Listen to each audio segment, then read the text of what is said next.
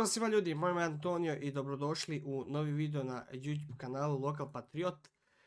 Danas kratki osvrt na utakmicu protiv Slaven Belupa i komentiranje naravno svih ostalih mogućih i nemogućih, većinom nemogućih događanja oko našeg dragog nam kluba.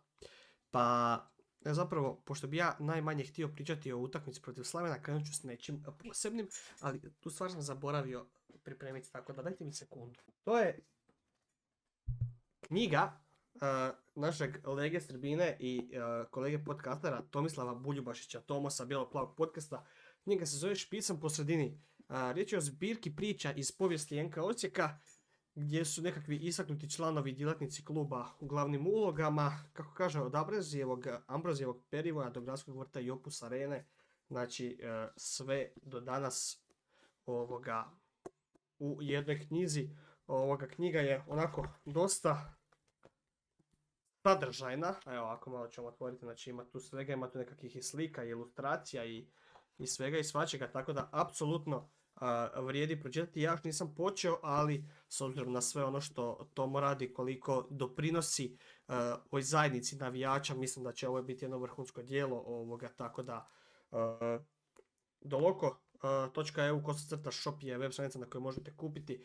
Mogli ste to kupiti i na Panonskom sajmu knjige gdje sam ja knjigu uzeo, ali sam je jučer završio, tako da eto, nažalost, ta prilika je prošla, ali ovoga putem web shopa mislim da ću ostaviti i link dolje u opisu.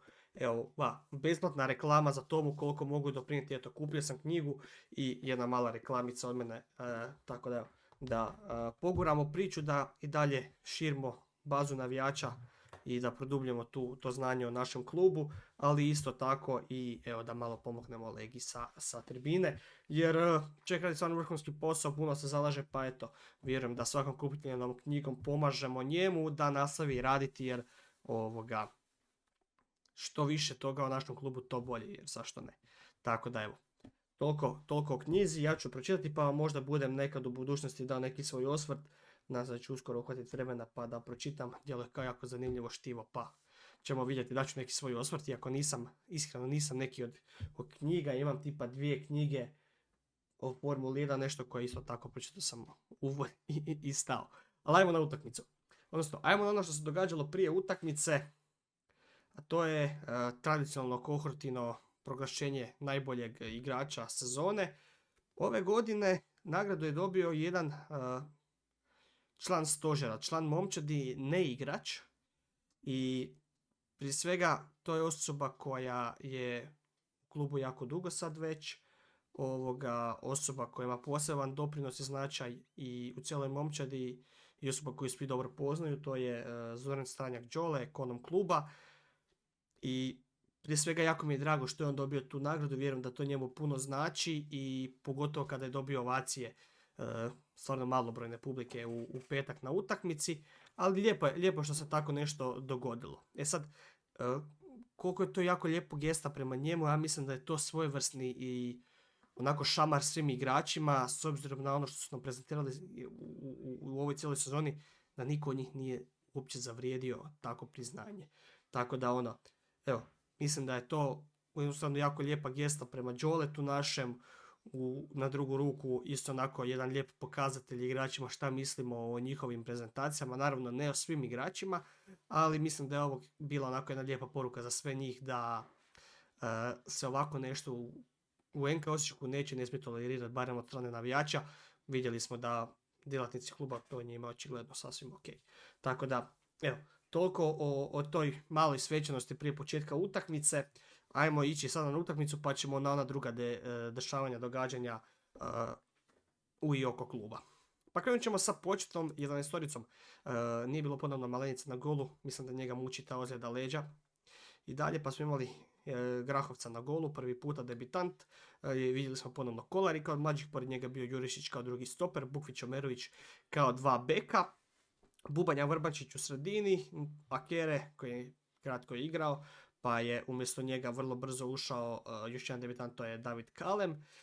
Farkaš koji je bio kao istureni veznjak, Jovičić i Jakupović, tako je nastala na Sofaskoru.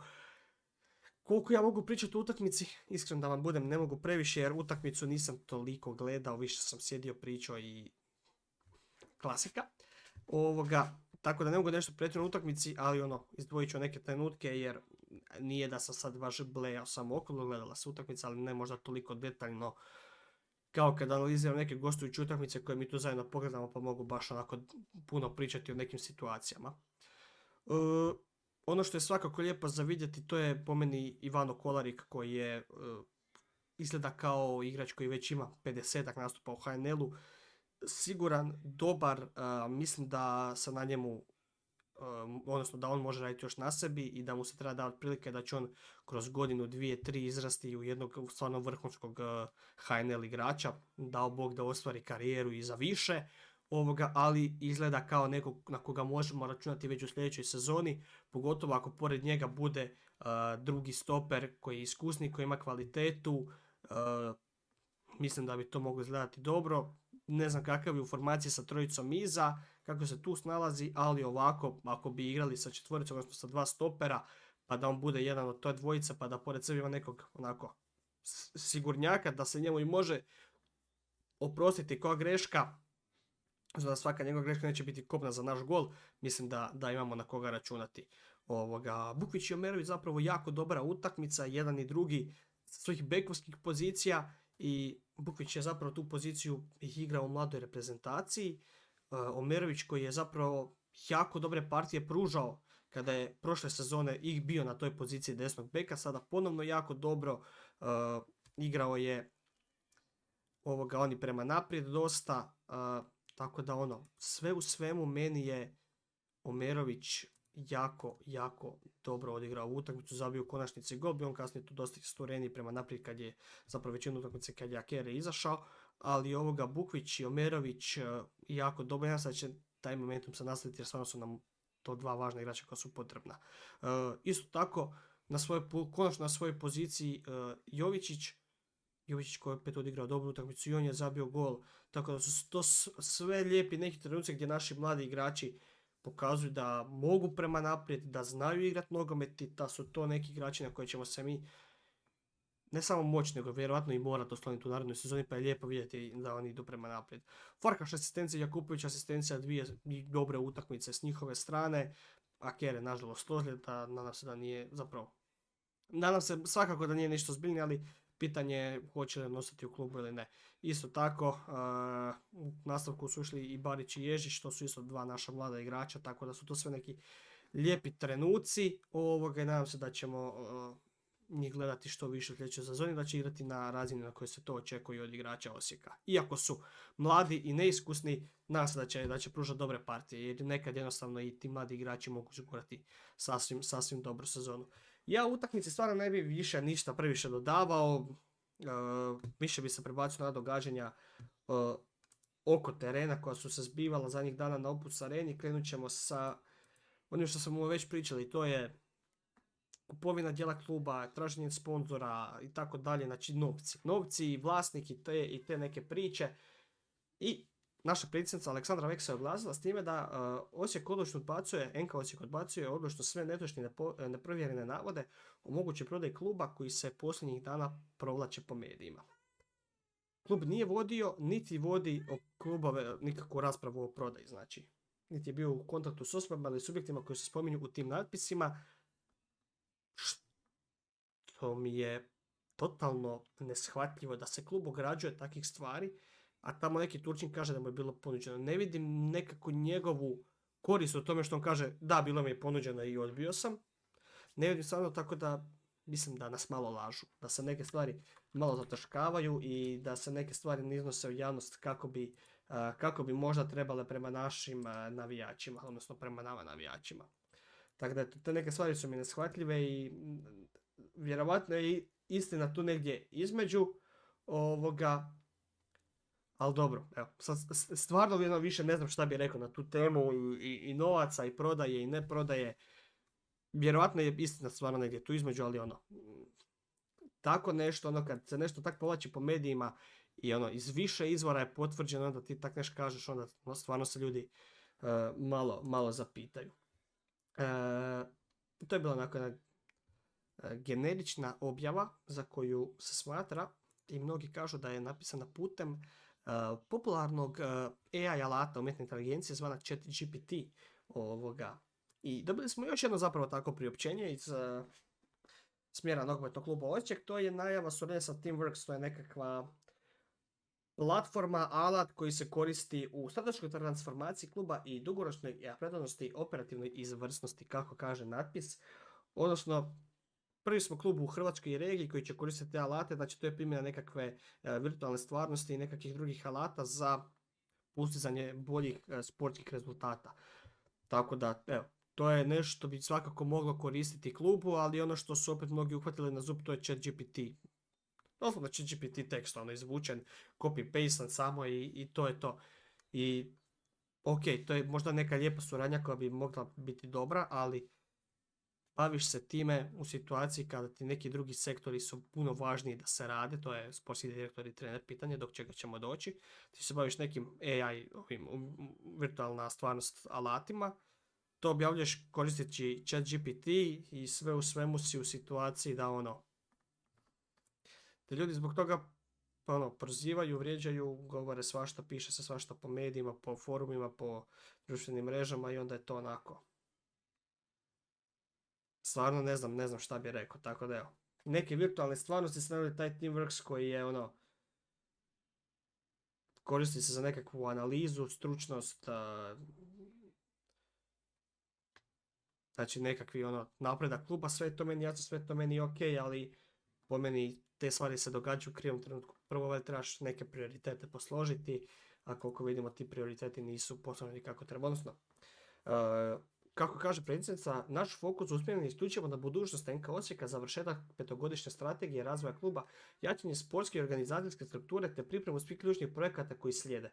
Po završetku svih tih procesa i finalizacije ključnih odluka, klub će najprije interno komunicirati sve plane, zatim ih predstaviti svojim navijačima, a potom ih službeno objaviti putem javnog priopćenja.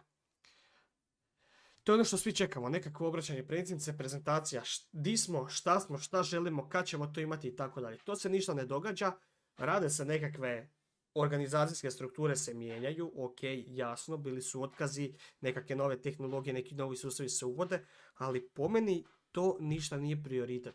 Pričali smo u prošlom videu, pričali smo u komentarima da ti dovodiš pomoćnika sportskog direktora prije sportskog direktora. Da, on može pomoći, on može pripremiti nekakvu podlogu za sportskog direktora. Skauti su također tu u klubu.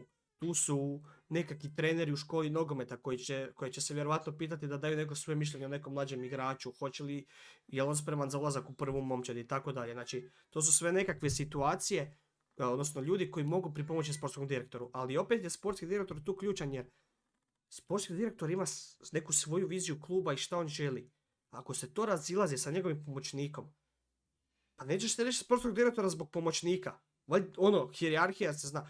Ali taj pomoćnik je doveden direktno od predsjednice kluba koji je njezin prijatelj. Pa sad,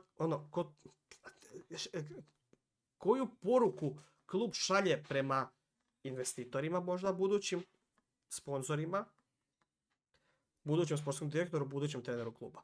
Nisi ozbiljan. Nisi prisutan na tržištu, nisi kompetentan, nemate nigdje, nemaš rezultate, nemaš financije, radiš gluposti. Ko će ti doći? Koji će ti igrač doći? Priča se da je prozivka zakazana za 23.6. Ko je zakazao prozivku? Predsjednica rekla kad će biti prozivka, ok. Ko će tad biti trener?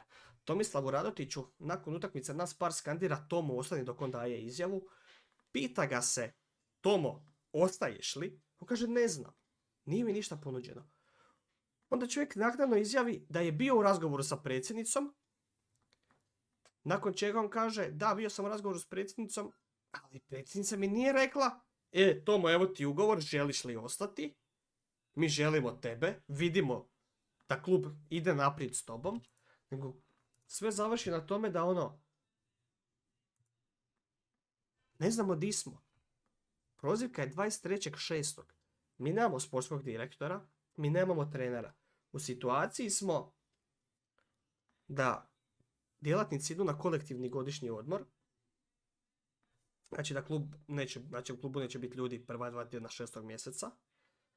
Mi imamo situaciju da nama 7-8 igrača ulazi u zadnju godinu ugovora Imamo situaciju da nam odlaze igrači, znači koji su bili na posudbama. Ok, istekao je ugovor nekim igračima kao što su Kemal Ademi, što ti je vrhunska stvar. Ali ti imaš ozlijeđenog Matkovića, ozlijeđenog Mehiju, Šopova koji se sad treba uskoro vratiti, ozlijeđen ti je Ture, Malenica ti je ozlijeđen, Karačić ti odlazi, Čolina ti odlazi, nećeš produžiti ugovore. Tekliću nećeš produžiti ugovor, odnosno nećeš ga otkupiti. A Kereu isto valjda hoćeš, nećeš, ne znaš ni sam. Di si ti u toj priči? Di smo mi? U kojem svijetu smo mi, u kojem univerzumu smo mi konkurentni bilo kome u HNL-u s ovakvom postavkom stvari? Znači, ne razumijem evo, šta se događa trenutno u klubu, koji je smisao, koja je poanta djelovanja, šta se radi, kada se radi, zašto se radi. Jednostavno, stvarno mi neke stvari ne idu u glavu i nisu mi jasna rješenja i odluka koja se donose. Evo, ja možda lupam gluposti, napišite ljudi u komentarima, evo šta vi mislite, trudim se odgovoriti na sve ono, da popričamo, da prokomentiramo, mislim da je to ono i poanta ovog podcasta, da mi pričamo, dijelimo mišljenja, ali evo, po meni trenutna situacija u klubu ne izgleda nikako. Nemaš neka osnovna pitanja riješena, rješavaš gluposti, pa valjda prvo, sportski direktor, dovedi igrače, dovedi trenera, pripremi se za sljedeću sezonu i ajde nešto napravi. Trener ima podršku navijača, trener ima podršku igrača. Šta čekaš s nuđenjem ugovora? Da čekaš nekog svog Mađara? Tomo traži prevelike novce, pa nisi mu ni ponudila ništa. Ja vjerujem da Tomo neće tražiti prevelike novce. Tomo je i sam rekao da je dosadašnji budžet kluba bio prevelik i nerealan. Znači da je čovjek svjestan financijske slike, kako bi to trebalo znati, i to je čovjek koji voli raditi s mladim igračima. Znači da ti neće tražiti čuda, da neće tražiti da mu dovedeš drugog najboljeg strelca Poljske lige za 2 milijuna eura. Znači čovjek reći, ajmo od malog Barića napraviti igrača i prodati ga za 7. Ajmo od malog Dedića napraviti igrača, čovjek ima 350 golova za mlađi uzrast NK Osijeka. Njemu je navodno ponuđeno 2.500 eura bruto ugovora i navodno svima koji su do sad bili u nekakvim pregovorima, idejama i nečim su nuđeni ugovori 4-5 miliona. 4-5 tisuća eura, sorry. 4-5 miliona eura. Pa toliko Livaja nema. Za 3 godine jebate. Ima. Ali nebitno to sad. Uostalom, ko je tim igračima nudio nekakve ugovore? Pomoćnik sportskog direktora je to radio. A šta k tebi dođe sportski direktor i trener koji da te igrače ne računa? Znači opet smo u toj situaciji da neko radi nešto ko nije zadužen za to, onda će to utrpati drugoj osobi koja s tim treba raditi, a ne želi s tim raditi. Redoslijed stvari kako se rješava je kontradiktoran zdravoj logici. Znači to nema jebenog smisla. Ali evo, mi smo NK Osijek, mi smo navijači NK Osijeka i navikli smo na svakakve nelogičnosti i navikli smo na svakakve gluposti. Tako da evo, tu smo gdje jesmo. Evo, vama svima hvala na gledanju i čestitam vam. Evo, ja vam čestitam prije svega što ste zajedno sa mnom i zajedno sa svim navijačima istrpili i preživjeli ovu sezonu, jer ovo je bilo roller coaster emocija koji očigledno je tek na pola puta i tek će imati ove uspone i padove i ono kad nas digne gore ko na kilaju pa nas zakuca dolje, mislim da to tek slijedi. Tako da, evo, dao Bog da sam u krivu, dao Bog da pričam gluposti da će sve biti bolje, ali trenutna situacija ne daje mi nikakvo povjerenje u trenutnu situaciju, jer premalo je vremena ostalo da se neke stvari pokrenu, no ćemo opet u zadnji tren rješavati ljetni prelazni rok. Aljkavo, znate već kako to ide, ono. Svaki put, sve kad se mi ponadamo da će nešto u klubu našem predsjedati, da će nešto biti bolje, prc, onako nam ga zabodu i paljba, vozi dalje i preživi još jednu sezonu sa ovim što imaš. Tako da evo. Hvala vam još jedan put svima na gledanju, hvala vam svima na velikoj podršci koju pružate ovom kanalu, ovom podcastu i iako je sezona gotova, mi sa vidima nismo gotovi, trudit ću se izvlačiti što više informacija, što više svega da komentiramo ta neka događanja, prije svega oko terena. Pripreme za prvenstvo su isto tako vrlo brzo, mjesec dana, tako da vjerujem da će dotad izaći možda jedan video analize cijele sezone, probat ću možda dovesti nekog gosta da popunimo tu pauzu gdje neće možda biti pretjerano puno mjesta za nekakvo pričanje o događanjima jer jednostavno neće biti previše, ali evo, potruditi ćemo se da da sadržaj ne nedostaje, jer NK Osijek je, eto, svima nama u srcima, pa volimo izdvajati možda i više vremena nego što bi neko normalan izdvajao za klub za koji navija. Tako da eto, hvala vam na gledanju i vidimo se u nekom sljedećem videu. Do tada, pozdrav ekipa i držite mi se.